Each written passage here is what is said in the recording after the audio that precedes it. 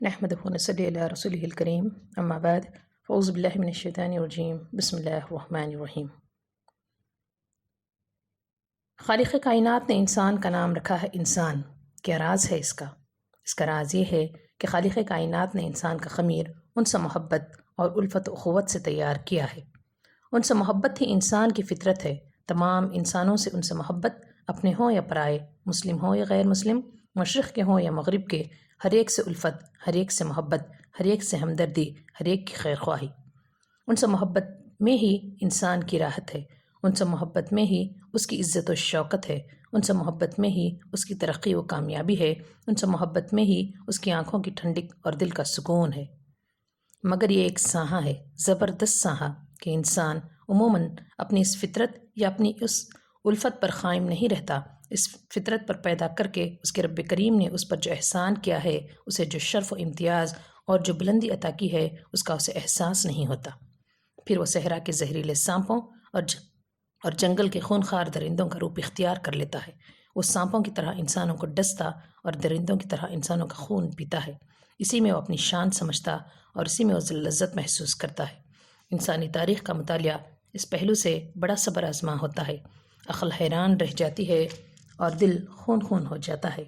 پوری تاریخ انسانی میں صلح و آشتی، الفت و ہمدردی اور پیار و محبت کے واقعات بہت کم نظر آئیں گے، البتہ قتل و خون، ظلم، غارت گیری اور جنگ و پیکار کے حادثات ہر طرف نظر آئیں گے۔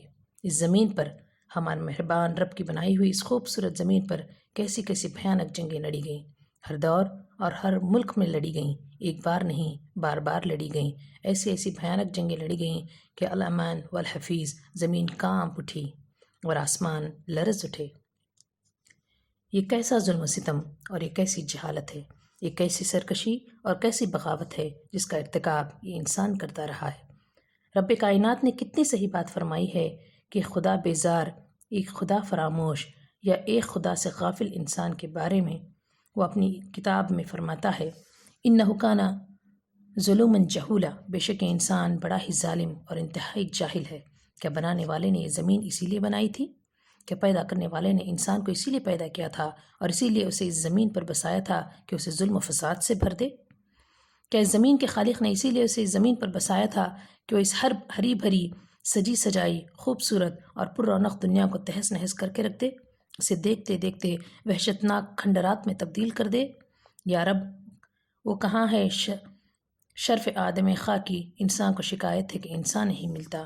اگر یہ جنگیں ماضی کی یادگار بن کر رہ گئی ہوتیں، اگر یہ محض گزرے ہوئے زمانوں کی کہانیاں ہوتیں، تب بھی ارباب دل کو کچھ تسلی ہو جاتی کہ چلو یہ اس دور کی کہانیاں ہیں جب انسانیت کا بچپنا تھا، یہ اس وقت کی باتیں ہیں جب انسان کی عقل ناپختہ تھی، جب علم و تمدن سے وہ محروم تھا، جب اجتماعیت کے آداب سے وہ ناآشنا تھا۔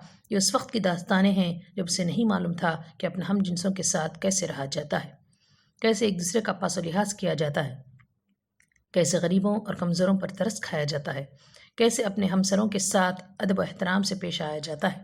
ہاں، اگر یہ جنگیں اس دور و وحشت کی یادگار بن کر رہ گئی ہوتیں تب بھی غنیمت تھا، مگر افسوس کہ ایسا نہیں ہوا۔ یہ ماضی کے قصے نہیں رہے، یہ تو گزرے ہوئے زمانوں سے زیادہ خود اس دور کی کہانیاں ہیں۔ یہ تو اس دور علم و تمدن کی خون چکاں داستانیں ہیں۔ تہذیب بھی ہے، دور ترقی بھی ہے، مگر انسانیت ہے آج کہاں؟ کچھ نہ پوچھیے۔ آج پوری دنیا سلگ رہی ہے، مسلم دنیا بھی سلگ رہی ہے، غیر مسلم دنیا بھی سلگ رہی ہے۔ خاص طور سے پورا شرق اوسط آج جنگ کے شعلوں میں جھلس رہا ہے۔ آج پورا عالم بدحال ہے، تباہی کے دہانے پر کھڑا ہے۔ جنگ کے خوفناک بادل ہر طرف گرج اور برس رہے ہیں، وہ ملکوں اور شہروں کو تباہ کر رہے ہیں۔ آج ہر طرف خون کی ندیاں بہہ رہی ہیں، خون کی ندیوں میں لاکھوں معصوم بچوں، بچیوں اور لاکھوں بے گناہ عورتوں، مردوں کی لاشیں تیر رہی ہیں۔ یا الہی، یہ کیسی غارت گری، یہ کیسی دہشت گردی ہے جو دن بدن پھیلتی ہی جا رہی ہے، سمٹنے اور ختم ہونے کا نام نہیں لیتی۔ تعجب کی بات تو یہ ہے کہ دہشت گردی ان لوگوں کی طرف سے ہو رہی ہے جو انسداد دہشت گردی کے علمبردار ہیں۔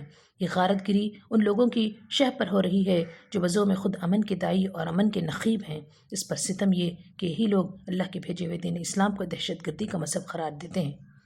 قرآن پاک کے اندر جو جہاد کا حکم آیا ہے اس سے لوگوں کو ڈراتے ہیں اور اسے ظلم و بربریت قرار دیتے ہیں۔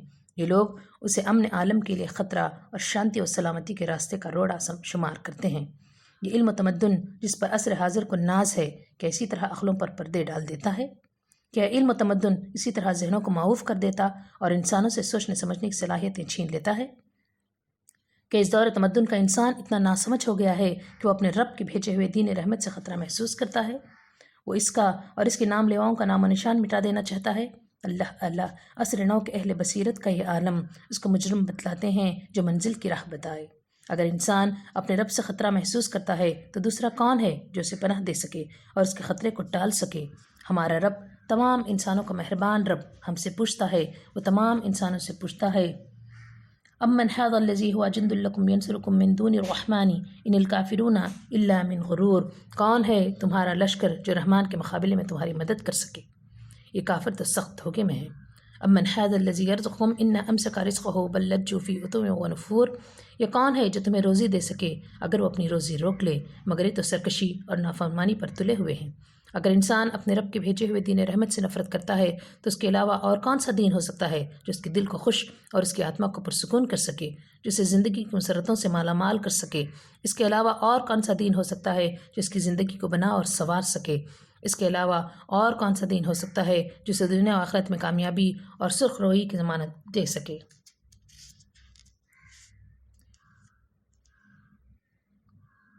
جہاد کے سلسلے میں مختصر اور بنیادی بات یہ ہے کہ اس کا ظلم و بربریت اور صفاقی و خون ریزی سے کوئی تعلق نہیں ہے۔ اس کے برعکس اس ظلم و بربریت کا بہترین علاج اور دنیا سے فساد و خون ریزی ختم کرنے کا کامیاب ترین نسخہ ہے۔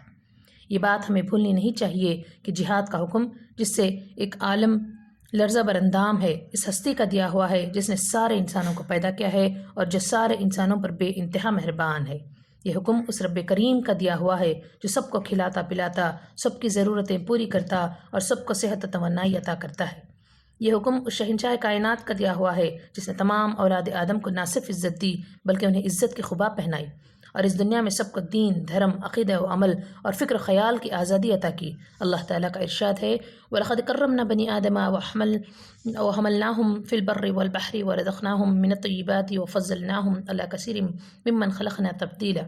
ہم نے اولاد آدم کو عزت کی خبا پہنائی، ان کے لیے خشکی اور سمندر کا سفر آسان کیا، انہیں انواع و اقسام کی نعمتوں سے نوازا اور اپنی بہت سی مخلوقات پر انہیں فضیلت دی۔ یہاں یہ بات ذہن میں رہے کہ اسلام کا یہ جہاد کسی مذہب یا کسی دین دھرم کے خلاف نہیں ہوتا، یہ جہاد کسی نسل یا کسی قوم کے خلاف نہیں ہوتا، یہ جہاد کہیں کے عوام اور کسی ملک کے شہریوں سے نہیں ہوتا، یہ جہاد ہمیشہ ان طاقتوں یا ان حکومتوں سے ہوتا ہے جو ظلم و استبداد کی عادی ہوتی ہیں، جو اپنی طاقت اور سلطنت کا غلط استعمال کرتی ہیں اور ظلم و جبر سے دوسروں کی آزادیاں چھین لیتی ہیں اور انہیں اپنا غلام بنا لیتی ہیں۔ پیدا کرنے والے نے ہر انسان کو آزاد پیدا کیا ہے، آزادی ہر انسان کا پیدائشی حق ہے، یہی آزادی اس کی انسانیت کا جوہر اور اس کی شخصیت کی رونق ہے، یہی آزادی اس کی تمام تر بلندیوں کا راز اور اس کی تمام خوبیوں کا سرچشمہ ہے۔ اس دنیا میں جو حسن و جمال اور جو رعنائی و زیبائی ہے وہ اسی پیدائشی آزادی کے دم سے ہے، اور جو شر و فساد اور جو اداسی و بے رونقی ہے وہ انسانوں کی بھاری اکثریت کی غلامی و بے بسی اور کچھ فیملیوں اور کچھ لابیوں کی بے قید آزادی و خود مختاری اور قوموں پر ان کے غاصبانہ تسلط سے ہے۔ ہماری اسلامی تاریخ کے دوسرے خلیفہ راشد حضرت عمر فاروق رضی اللہ تعالیٰ عنہ کی خلافت کا زمانہ تھا۔ فاتح مصر حضرت عمرو بن العاص رضی اللہ تعالیٰ عنہ کے ایک بیٹے نے مصر کے غیر مسلم قبطی کو ناحق مار دیا۔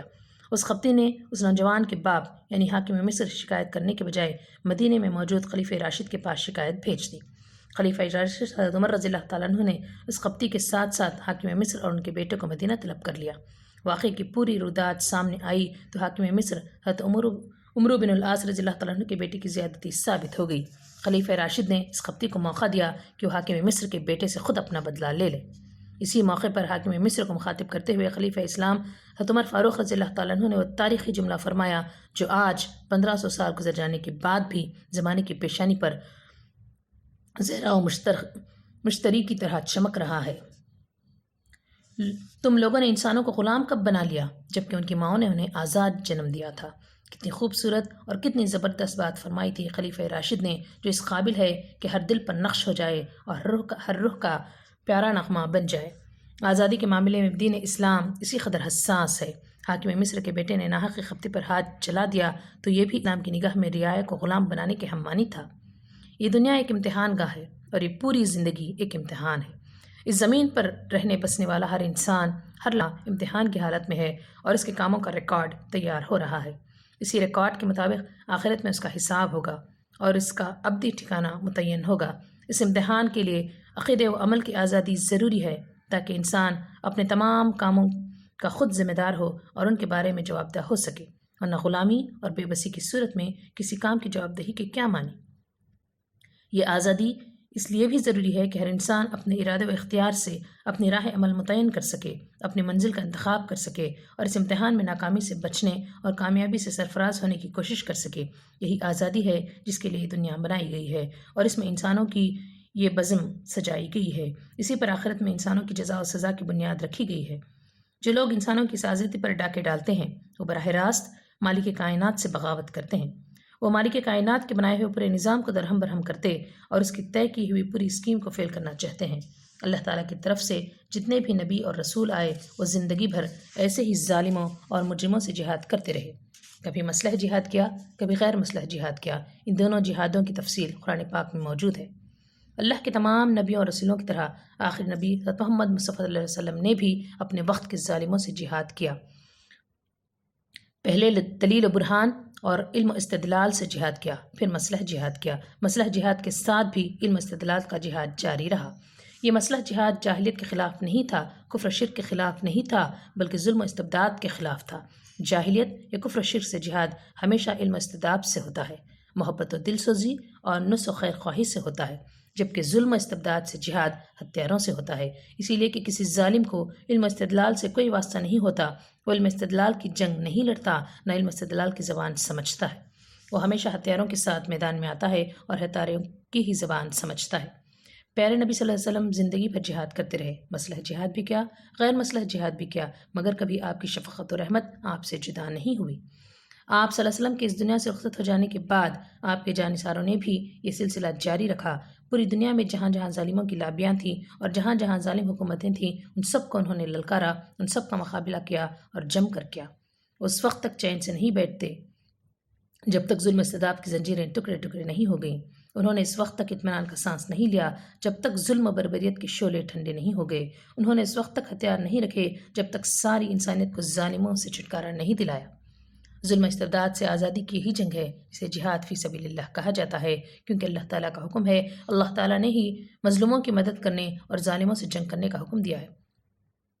فرمایا وَمَا لَكُمْ لَا تُقَاتِلُونَ فِي سَبِيلِ اللَّهِ وَالْمُسْتَضْعَفِينَ مِنَ الرِّجَالِ وَالنِّسَاءِ وَالْوِلْدَانِ الَّذِينَ يَقُولُونَ رَبَّنَا أَخْرِجْنَا مِنْ هَٰذِهِ الْقَرْيَةِ الظَّالِمِ أَهْلُهَا وَاجْعَل لَّنَا مِن لَّدُنكَ وَلِيًّا وَاجْعَل لَّنَا مِن لَّدُنكَ نَصِيرًا۔ تمہیں کیا ہوا ہے کہ تم اللہ کی راہ میں جنگ نہیں کرتے؟ تم ان ستائے ہوئے مردوں، عورتوں اور بچوں کی رہائی کے لیے جنگ نہیں کرتے جو فریاد کرتے ہیں، اے ہمارے رب ہمیں اس بستی سے نکال لے جہاں کے لوگ ظالم ہیں، تو ہمارے لیے فراہم کر دے اپنے پاس سے غمخوار اور فراہم کر دے ہمارے لیے اپنے پاس سے مددگار۔ جہاد فی سبیل اللہ لوگوں کو زبردستی مسلمان بنانے کا نام نہیں ہے، غیر مسلم قوموں پر حملہ کر کے ان سے جزیہ وصول کرنے کا نام بھی نہیں ہے، نئے نئے ملکوں کو فتح کر کے نام نہاد مسلم سلطنت کو وسیع کرنے کا نام بھی نہیں ہے۔ جہاد نام ہے ستائے ہوئے اور کچلے ہوئے مظلوموں کے آنسو پوچھنے اور ان کے زخموں پر مرہم رکھنے کا۔ جہاد نام ہے دکھی انسانوں کو دکھ درد کو دور کرنے اور انہیں عزت و آزادی دلانے کا۔ جہاد نام ہے تمام انسانوں کو ظالموں کے چنگل سے رہا کرانے کا، چاہے وہ کسی مذہب اور کسی رنگ و نسل سے تعلق رکھتے ہوں۔ یہ مظلوم انسان مسلمان بھی ہو سکتے ہیں، ہندو بھی ہو سکتے ہیں۔ یہ مظلوم انسان سکھ اور عیسائی بھی ہو سکتے ہیں، یہودی اور مجوسی بھی ہو سکتے ہیں۔ یہ مظلوم انسان دلت اور چمار بھی ہو سکتے ہیں، برہمن، کشتری اور یادو بھی ہو سکتے ہیں۔ یہ مظلوم انسان کسی بھی نسل اور کسی بھی قوم کے ہو سکتے ہیں، کسی بھی رنگ اور کسی بھی زبان کے ہو سکتے ہیں۔ یہ جہاد کمزوروں اور مظلوموں کے لیے ایک نعمت ہوتا ہے، ان کے لیے سرتاسر رحمت ہوتا ہے۔ اس سے خطرہ بس انہی ظالموں کو ہوتا ہے جو انسانوں کا خون پینے اور کمزوروں کی ہڈیاں چبانے کے عادی ہوتے ہیں۔ جہاد کا ظلم اور خون ریزی سے کوئی تعلق نہیں ہوتا۔ جہاں ظلم اور خون ریزی ہو وہ جہاد نہیں، فساد ہوتا ہے۔ ہاں وہ فساد ہوتا ہے، چاہے وہ نعرہ تکبیر کے ساتھ ہو، چاہے وہ تہجد اور اشراق کے ساتھ ہو، چاہے وہ اسلام کا پرچم لہرا کر اور قرآن کو ہاتھ میں لے کر ہو۔ اللہ کے رسول صلی اللہ علیہ وسلم نے جہاد تو کیا اور مسلسل کیا، مگر وہ جہاد انسانوں سے محبت اور خیر خواہی کا رنگ لیے ہوئے تھا۔ اس جہاد میں دشمن کا کوئی ایک بچہ نہیں مارا گیا، اس جہاد میں دشمن کی کوئی ایک عورت نہیں ماری گئی، اس جہاد میں دشمن قوم کا ایک بوڑھا نہیں مارا گیا، اس جہاد میں کوئی بے قصور نہیں مارا گیا، کوئی ایسا شخص نہیں مارا گیا جو جنگ سے الگ تھلگ رہا ہو۔ اس جہاد میں دشمن کی کوئی بستی نہیں اجاڑی گئی، کوئی کھیتی نہیں جلائی گئی، کوئی گھر نہیں لوٹا گیا۔ ان جہادی معرکوں میں بس وہی لوگ مارے گئے جو انسانیت کے دشمن تھے، جو انسانی سماج کے ناسور تھے۔ ان جہادی معرکوں میں بس وہی لوگ مارے گئے جن کے مارے جانے پر کوئی رونے والا نہیں تھا، نہ زمین ان پر روئی نہ آسمان ان پر رویا۔ تاریخی ریکارڈ کے مطابق عہد رسالت کی جنگوں میں دشمن کے جو آدمی ماری گئے ان کی کل تعداد 750 پر 9 سے زیادہ نہیں تھی۔ اس تعداد کی کیا حیثیت ہے ان ہوش ربا تباہیوں اور ان لرزہ خیز بربادیوں کے مقابلے میں جو اس دور تہذیب و تمدن کی جنگوں میں ہوتی ہیں؟ آج کا ایک ایک حملہ منٹوں اور سیکنڈوں میں بستیوں کی بستیاں اڑا دیتا ہے، وہ پوری پوری بستی کو راکھ کا ڈھیر بنا دیتا ہے، اور جو لوگ اس آگ میں جلتے بھنتے ہیں ان کا کوئی جرم نہیں ہوتا سوائے اس کے کہ وہ مسلم ہوتے ہیں یا کمزور اور بے سہارا ہوتے ہیں۔ ان وحشیانہ حملوں کے باوجود بھی یہ ظالم حکومتیں متمدن اور ترقی یافتہ کہی جاتی ہیں، یہ آزادی کے علمبردار اور حقوق انسانی کی پاسبان کہی جاتی ہیں۔ اتنا ہی نہیں، ظلم و بربریت اور دہشت گردی کی آگ تو وہ بھڑکاتی ہیں اور اس کا سارا الزام اسلام اور مسلمانوں پر آ جاتا ہے۔ ہم آہ بھی کرتے ہیں تو ہو جاتے ہیں بدنام، وہ خون بھی پیتے ہیں تو چرچا نہیں ہوتا۔ خدایا، آج کا یہ دور بھی کتنا عجیب و غریب اور کس قدر پیچیدہ ہے، کیسا اندھیرا ہے ہر طرف۔ آج ظالم اور مظلوم کی پہچان کتنی مشکل ہو گئی ہے۔ آج کا ظالم نہایت ڈھٹائی سے دعویٰ کرتا ہے کہ وہ ظلم نہیں کر رہا ہے بلکہ ظلم کے خلاف لڑ رہا ہے، وہ حقوق انسانی کا دفاع کر رہا ہے۔ انسانوں کے خون سے اس کے دان سرخ ہو رہے ہوتے ہیں مگر وہ اپنے آپ کو مظلوموں کا ہمدرد بتاتا ہے۔ آج ظالم نہایت بے باکی سے مظلوموں کی ہمدردی اور سرپرستی کا دعویٰ کرتا ہے اور اس کی حامی بھرنے والوں کی کمی نہیں ہوتی۔ آج کے فرعون و نمرود اپنی تمام ستم رانیوں اور خون ریزیوں کے باوجود ظالم نہیں کہے جاتے۔ ان کی سینہ زوری کا تو یہ عالم ہے کہ وہ رب کریم و رحیم کی طرف سے آئے ہوئے اس دین رحمت کو دہشت گردی کا نام دیتے ہیں اور اس دین رحمت کے علم برداروں کو دہشت گرد کے نام سے پکارتے ہیں۔ اس ظالم انسداد دہشت گردی کے نام سے اس دین کو اور اس دین کے نام لیواؤں کو صفحہ ہستی سے مٹانے کی مہم چلا رہے ہیں۔ اس پر طرفہ یہ کہ اس مہم کو ہر طرف سے تائید حاصل ہو رہی ہے۔ اپنے پرائے سب ظلم و بربریت کی اس مہم میں ان کا ساتھ دے رہے ہیں، انجام سے آنکھیں بند کیے ہوئے ان کے پیچھے پیچھے دوڑ رہے ہیں۔ آج مظلوموں کے لیے اپنی مظلومیت ثابت کرنا آسان نہیں رہی، نہ ظالموں کو ظالم ثابت کرنا آسان رہا۔ عاقبت سے غافل انسانوں کو کون سمجھائے اور کیوں کر سمجھائے کہ وہ جن ظالموں کے دام فریب میں مبتلا ہیں وہ ان کے خیر خواہ نہیں ہیں، وہ ان کے بدخواہ اور ساری انسانیت کے دشمن ہیں، وہ ان کی دنیا بھی تباہ کر رہے ہیں اور آخرت بھی۔ موجودہ تہذیب کی ایک ایسی لعنت ہے کہ اس نے طبیعتوں کو بالکل مسخ کر دیا ہے۔ نہ عقلوں میں کچھ شعور رہا، نہ آنکھوں میں کچھ نور رہا، نہ فکر میں کوئی بلندی رہی، نہ دلوں میں کوئی غیرت رہی۔ ظالموں کے خوف سے لوگوں کی زبانیں گنگ ہو گئیں، اب ظالم کو ظالم کہنے والے نہیں رہے، اور اگر کوئی بندہ خدا مست جرات سے کام لے کر ظالم کو ظالم کہہ دیتا ہے تو دیکھتے دیکھتے نظروں سے اچھل کر دیا جاتا ہے۔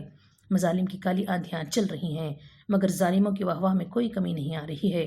وہ نہایت آن بان کے ساتھ ہر طرف دندناتے پھر رہے ہیں، ہر ایک کے امن و سکون کو غارت کر رہے ہیں مگر ہر طرف سناٹا ہے، ان کے خلاف کہیں سے کوئی آواز نہیں اٹھ رہی ہے۔ ہر ایک ٹک ٹک دے دم دم نکشیدم کی عبرتناک تصویر بنا ہوا ہے۔ یہ حقیقت ہے کہ انسان اپنی سائنس اور اپنی ٹیکنالوجی کے بل پر سب کچھ بن سکتا ہے مگر انسان نہیں بن سکتا۔